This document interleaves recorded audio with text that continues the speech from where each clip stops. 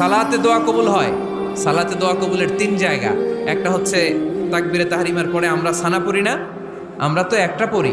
আল্লাহর হাবিব সুন্নাহ এবং নফল নামাজে আরো পড়তেন সানা, ওই দোয়া কবুল হয়। 2 নম্বর জায়গা সালাতে সেজদায় পড়ে দোয়া করলে কবুল হয়।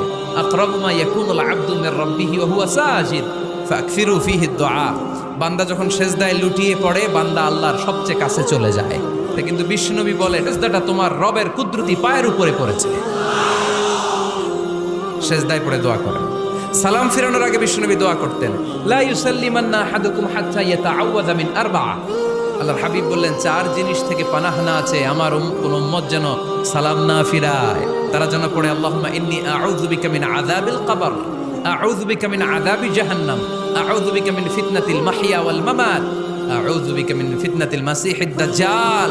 আল্লাহ কবরের আযাব থেকে বাঁচাও, আল্লাহ জাহান্নামের আগুন থেকে বাঁচাও, আল্লাহ জীবন